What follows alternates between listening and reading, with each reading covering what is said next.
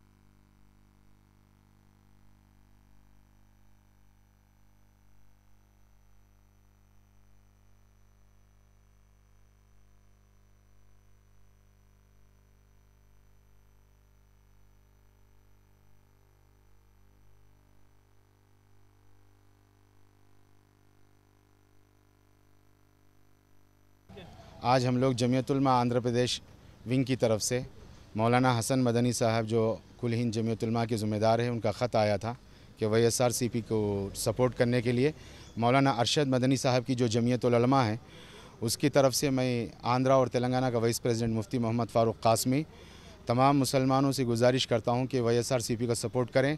और इसी तरह से तंजीम मुफ्तियान की तरफ से दारुल उलूम वफ़द देवबंद के मुफ्ती एहसान साहब, आंध्र प्रदेश के जो प्रेसिडेंट हैं मुफ्ती इस्माइल क़ासमी, उनको भी मुफ्ती एहसान साहब एक ख़त दिए हैं कि YSRCP को सपोर्ट किया जाए। तो हम तमाम मुसलमानों से ये कहते हैं, मुसलमान किसी भी तरह से तेलुगु देशम से धोखे में ना आए। जो चंद्रबाबू नायडू साहब 4 साल मुसलमानों को वजारत नहीं दिए, कम अज़ कम वजारत ही नहीं है, मुसलमानों को उनके अंदर दाखिला भी ममनू था। आज आके वो कह रहे हैं मुसलमानों को हम अगले आने वाले इलेक्शन में डिप्टी CM देंगे। तो मैं ये पूछना चाहता हूँ, आज डिप्टी CM का ख्याल कैसे आया? गुज़िश्ता 4 साल में मुसलमानों को कम अज़ कम मिनिस्ट्री क्यों नहीं मिली? और मैं ख़ुद बराह रास्त चंद्रबाबू नायडू साहब से मिला और तेलुगु देशम के लीडरों को लेकर जाके मिला कि हम लोगों को कैपिटल राजधानी में हमको हज हाउस दें, बाहर कहीं गलियों में नहीं। लेकिन कैपिटल के हज़ारों एकड़ ज़मीन में 5 एकड़ ज़मीन में हमको हज हाउस नहीं दिए, उठा के कहीं गलियों में वक्फ बोर्ड की एक मुतनाज़ ज़मीन में वक्फ बोर्ड को एक हज हाउस के लिए ज़मीन दी गई है। और इसी तरह से हम चंद्रबाबू नायडू साहब से रेजिडेंशियल स्कूल के लिए 4 साल से पीछे पड़े रहे। मुसलमानों को कम अज़ कम ज़िले में 2, 8 ज़िले में 8, 2, 16 स्कूल के लिए हम पीछे पड़े रहे। लेकिन उनको याद नहीं आया मुसलमान उस वक्त, मुसलमान बच्चे कितने परेशान हैं, उनको एजुकेशन नहीं है। और 10,000 20,000 रुपये कमाने वाला माहाना 4-4 हज़ार रुपये 5-5 हज़ार रुपये खर्च करके अपने बच्चों का फ़ीस कैसे दाखिल कर सकता है? एक मुसलमान का इशू नहीं है, तमाम कम्युनिटियों का इशू है, तमाम गरीब का इशू है और तमाम किसानों का इशू है। और मैं प्रकाशम ज़िला से बिलोंग करता हूँ, मेरे फादर और मेरा ख़ानदान, मैं कई मरतबा तड़पा। वेलगोंडा प्रोजेक्ट अगर हो गया होता, लाखों एकड़ किसान खुश हुआ होता। लेकिन चंद्रबाबू नायडू को वेलगोंडा प्रोजेक्ट क्यों याद नहीं आया? मैं सिर्फ मुस्लिम इश्यूज़ पे नहीं बोल रहा हूँ, चंद पैसों से वेलगोंडा प्रोजेक्ट कंप्लीट हो सकता था, कम अज़ कम वेलगोंडा प्रोजेक्ट की तवज्जो नहीं दिए। तो गुज़िश्ता जो हुकूमत चली है, किसानों के लिए भी, दलित के लिए भी, मुसलमान के लिए भी, एक ताजिरों के लिए भी, आज आके कहते हैं चंद्रबाबू नायडू साहब कि मोदी जी आइंदा दोबारा आएंगे तो ऐसा होगा मुसलमानों को, और कड़पा में जाके कहते हैं अगर दोबारा मोदी प्राइम मिनिस्टर बने मुसलमान मुल्क छोड़ के जाना पड़ेगा। क्या मुसलमान मुल्क, क्या एक प्राइम मिनिस्टर मोदी साहब होने से मुसलमान मुल्क छोड़ के जाएगा? क्या इतना कमज़ोर है?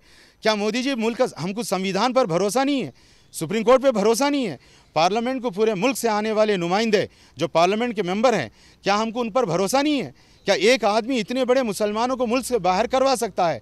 मैं समझता हूँ चंद्रबाबू नायडू ये मोदी फोबिया लाकर मुसलमानों को डराने की, घबराने की और मुसलमानों को डाइवर्ट करने की कोशिश कर रहे हैं। हमें इसकी परवाह नहीं है सेंट्रल में कौन आता है, हमको संविधान पे पूरा भरोसा है।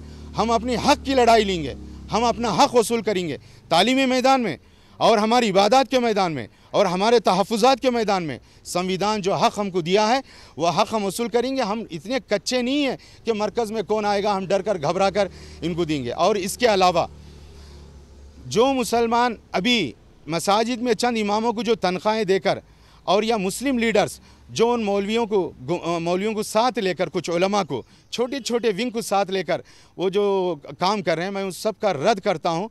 तो घबराने की ज़रूरत नहीं है, इंशाअल्लाह सभी काम आसानी से होंगे। YSRCP आने के बाद मुसलमानों के लिए भी और दूसरी तमाम कम्युनिटी के लिए भी बेहतरीन स्कूल्स बनेंगे और किसानों का काम होगा, अच्छा हॉस्पिटल होगा। और उनका मैनिफेस्टो देखने के बाद हम जमीयत उलमा और मौलाना हसन मदनी साहब जो दिल्ली वाले हैं वो मुझे लेटर दिए हैं और दारुल वक़्फ़ वाले उधर से भी हमको देवबंद से भी लेटर आया है। वो आने के बाद हम वो लेटर लाकर आज YSRCP के सदर साहब जगन मोहन रेड्डी साहब से बात किए और वो बड़े इत्मीनान के साथ हम लोगों से बात किए।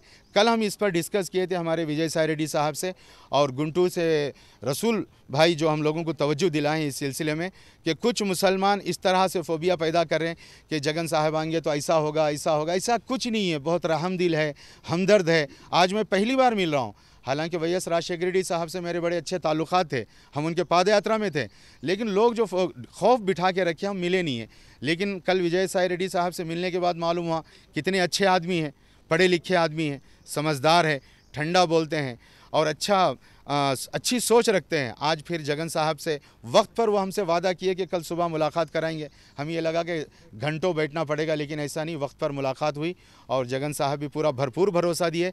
मैं तमाम मुसलमानों से और आंध्र प्रदेश के तमाम कम्युनिटी से, तमाम फ़र्द से, हर माँ से, हर बहन से और हर बच्चे से, हर फ़र्द से, हर वोटर से मैं कहता हूँ कि तेलुगु देशम के झांसे में ना आए, वरना आंध्र प्रदेश फिर दोबारा कहत का शिकार हो जाएगा।